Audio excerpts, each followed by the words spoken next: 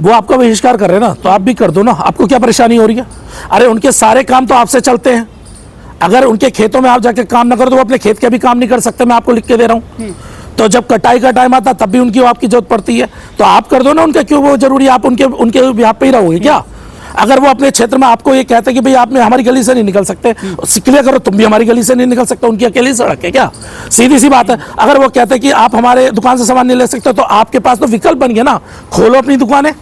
इस देश में जब अम्बेडकर मूवमेंट के लोग अपने हक अधिकारों के लिए सड़कों पे खड़े होने लगे और वो सरकार से मांग करने लगे कि हमें हमारे अधिकार दीजिए, तब यही लोग हमें जातिगत, अब जो शोषण जो आज़ादी से पहले होता था उस पर और ज़्यादा हावी हो रहे हैं, उसमें लगातार करने की कोशिश कर रहे हैं। प्लस साथ में जब हम बाबा साहब की बात करते हैं, अम्बेडकरवाद की बात करते हैं, तो बार बार नीले कबूतर वगैरह, इस तरह नील चट्टे वगैरह ऐसे शब्द भी प्रयोग करते हैं। इनके साथ एक परेशानी बहुत बड़ी है कि इनको सिर्फ एक कलर पसंद है, इनको सिर्फ एक ही कलर पसंद है, वो भगवा। उसके अलावा अगर हरा दिख जाता तो उन्हें लगता है कि मुसलमानों का हो गया, नीला हो गया तो वो उन्हें दिखाई देता है कि ये दलितों का हो गया। तो कहीं ना कहीं इससे उन्हें परेशानी है। और सीधी सी बात है, हम ये बात कहते हैं कि अगर अम्बेडकरवाद आगे बढ़ेगा तो जो मनुवाद है वो कहीं ना कहीं तुम्हें दबाने की कोशिश करेगा। और बार बार हम लोग ये कहते थे 21वीं सदी जो आने वाली 21वीं सदी है वो मनुवाद की नहीं है, वो अम्बेडकरवाद की है। अब ये वो दलित पिछड़ा वाला तो रहा नहीं कि जिसे कह दे कि कुर्सी पे नहीं बैठेगा तो कुर्सी पे नहीं बैठेगा, भाई सिर्फ रिजर्व सीट है वहीं पे आपसे फाइट करेगा। अब ऐसा भी नहीं रहा कि अगर आपने कह दे कि इस मोहल्ले में निकलना है तो चप्पल निकाल के अपने सर पे रख के लेके जाओ, ये भी माहौल नहीं रहा। क्योंकि अब वो लोग संविधान को पढ़ने लगे, अपने हक अधिकार को पढ़ने लगे। जब अब लोग अपना अधिकार के लिए लड़ना शुरू हो जाते हैं तो कहीं ना कहीं जो पुरानी जो इनकी आदतें हैं उसे कहीं ना कहीं ठेस पहुंचती है। बलविंदर जी, ये देखिए सबसे बड़ी कमी हमारे अंदर मालूम क्या है, हम अपने विजन पे क्लियर नहीं है, वो लोग अपने विजन पे क्लियर है। उनका फैसला मनुवाद को आगे बढ़ाना है और हमारा जो फैसला था, हम बाबा साहब के संविधान को आगे बढ़ाने की बात करते हैं। और अगर उनकी याद रखिए, जिसकी सत्ता होती है वो उसके फैसले होते हैं, उसके हक अधिकार होते हैं। आज सत्ता, जब आपके पास सबसे बड़ा वोट बैंक था, आप सबसे ज्यादा आप वोट बैंक थे, उसके बावजूद आपने 5 किलो अनाज के ऊपर अपना वोट बेच दिया, प्लस साथ में आप एक दारू एक नोट के ऊपर बिक जाते हो, तो वो आपको अधिकार देंगे? वो तो वही चाहते हैं ना जो सभ्यता 1950 से पहले की उनकी जो सभ्यता रही। यहाँ तो मूत्र की भी जाति हो गई है हमारे देश में। देखिए मैं आपको एक बात बता दूं, इसमें बहुत समय पहले क्या होता था, ओबीसी समाज भी अपने आप को सवर्ण समाज समझता था। लेकिन मैं ये नहीं कह रहा सारा सवर्ण समाज खराब है, मैं कुछ मानसिकता के, उन मनुवादी मानसिकता के लोगों की बात कर रहा हूँ। तो पहले हमारा जो ओबीसी भाई था वो भी उसी मानसिकता में फंसा हुआ था। धीरे धीरे जब वो भी अम्बेडकरवाद की तरफ आए तो उनका विरोध किसने करना शुरू करा? उन्हीं मनुवादियों ने करना शुरू करा। ये सच्चाई है। जब तक वो उनके गुलाम बने रहे, जब उनकी हाँ में हाँ, उनके नाम है ना, अगर उन्होंने कहा नीचे चीटी जा रही उसे सांप बता दिया तो उन्होंने सांप बोल दिया, तो तब तक तो वो अच्छे थे। लेकिन जैसे ही वो बदलाव आया, वो भी अम्बेडकरवाद की बात करने लगे, तो कहीं ना कहीं हमें साफ दिखाई देता है कि ये जो लोग हैं कि ओबीसी समाज के खिलाफ भी हो गए, ये हकीकत है।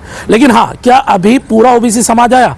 आप अंदाज लगाइए, अभी जो दलित समाज, जो हमारा जो दलित समाज है जिसे हम चाहते हैं, वो पूरा नहीं आ पाया। तो आप ओबीसी समाज से पूरी अपेक्षाएं तो नहीं कर सकते वो भी अपने मूल निवासी वाले स्वरूप पे आ जाए, उसे समय लगेगा। अभी हम लोगों को अम्बेडकरवाद पढ़ने के बाद 50 से 60 साल हमें धीरे धीरे अम्बेडकराइट मूवमेंट की तरफ बढ़ते हुए हमें हुआ है।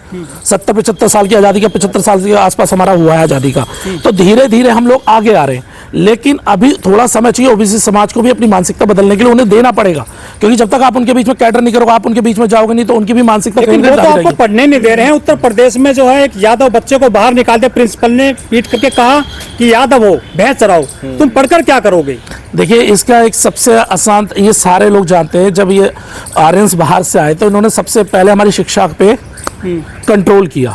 हमारे जितने संग्रहालय थे उन सबको उन्होंने खत्म किया और उसके बाद शिक्षा के बाद हमारा धन भी चला गया, हमारी इज्जत भी चली गई, जो हकीकत ही है। आज फिर से जब उनकी सरकार है, वो यही तो चाहते हैं कि हमारा जो समाज है वो गुलाम बना रहे। इस देश का मूल निवासी जो बार बार ये कहता है कि हम इस देश के मूल निवासी है, इस देश की सत्ता पे हमारा पहला अधिकार है, इस देश के संसाधनों पे हमारा पहला अधिकार होना चाहिए, तो वो नहीं चाहते कि वो आपको वो साधन दे। तो ऐसी स्थिति में वो नहीं चाहते कैसे भी करके आप आगे बढ़ो। देखिए आज हमारे 131 सांसद तो हो गए हैं, लेकिन वो 131 सांसद क्या अम्बेडकरवादी हैं?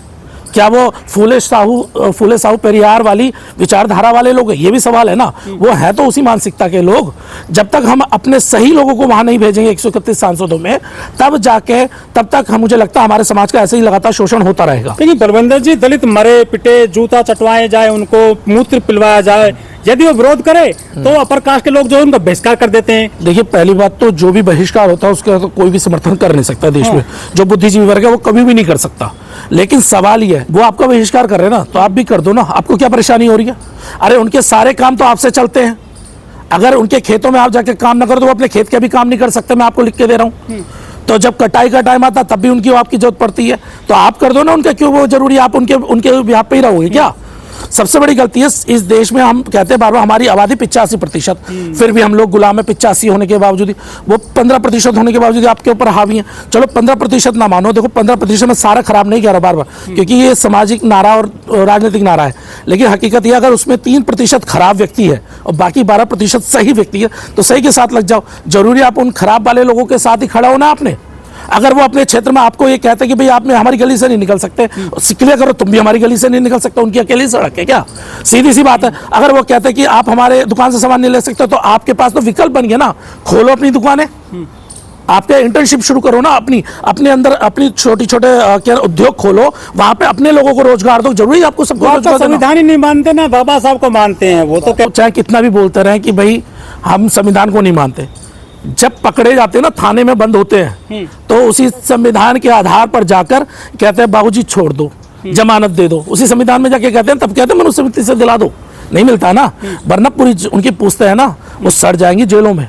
और रही बात आपका, जो आपने बात करा बीएन राव जी का, देखिए बीएन राव जी का भी सम्मान होना चाहिए। मैं मना नहीं कर रहा, मैं खुद एससी कम्युनिटी से आता हूं, लेकिन मैं फिर भी कहता हूं बीएन राव जी का भी सम्मान, क्योंकि इस देश में संविधान बनाने में बहुत सारे लोगों ने अपना योगदान दिया। कुछ ने प्रत्यक्ष रूप से दिया, कुछ ने अप्रत्यक्ष रूप से दिया है।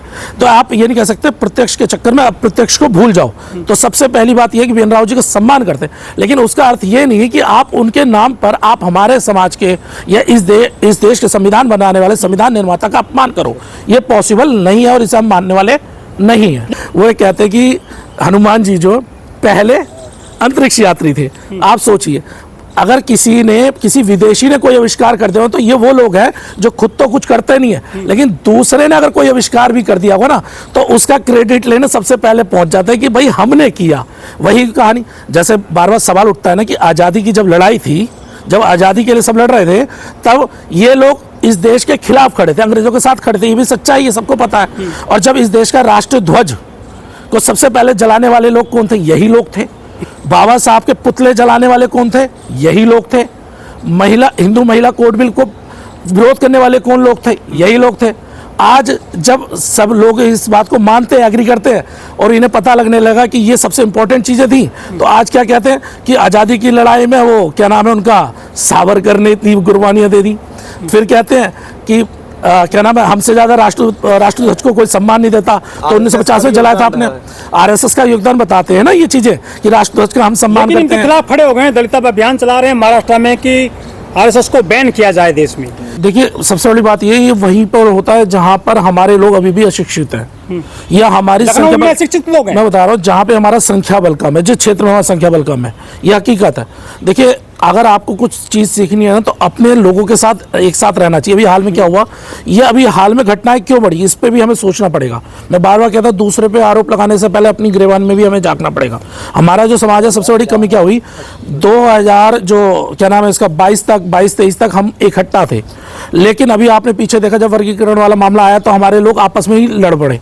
अब उस वक्त हमारे यहाँ उत्तर प्रदेश में कहावत है, बंद मुट्ठी लाग की खुल जाए तो खाकी। हुआ भी यही कि जब हम लोग अलग टूटे तो एक के बाद एक हमले शुरू हो गए। इससे पहले बताइए कि ऐसा नहीं हो रहा था कि जब एक के ऊपर हमला होता तो सारे इकट्ठे हो जा रहे थे। अब लेकिन जब कुछ हमारे लोग, हमारे ही अपने समाज के लोगों ने अपने बाप जो बदल लिए, माफी चाहूँ शब्द कड़वा, लेकिन मैं अपने समाज के साफ कह रहा हूँ, हमारे ही अपने समाज के लोगों ने अपने बाप जब बदल लिए, अब दूसरे का बाप को बाप बनाओगे तो वो तुम्हारा सम्मान करेगा। देखिए, अपने घर की अगर चादर फटी भी हो ना, तो वो अपनी चादर होती है, और दूसरे के घर में अगर तुम चले कितने भी चले जाओ, वो दूसरे का घर ही रहेगा। एक दिन प्यार कर देगा, 2 दिन प्यार कर देगा, तीसरे दिन लात मार के आपको घर से बाहर कर देगा। और हमारे समाज के कुछ लोग, कुछ लोग जो हैं, कुछ परसेंट लोग, वो इस बात को समझ नहीं पा रहे। अब उन्होंने क्या करा, जहां बात करते थे बाबा साहब की, अब वो बाद में मोदी या मनु करने लगे, चिल्लाने लगे ना हम तो हिंदू बंधु। और जैसे वो हिंदू बनने लगे, ढे उनके पिछवाड़े पे लात पड़ने लगी ना। ये और क्या हो रहा है, यही हो रहा है। और मैं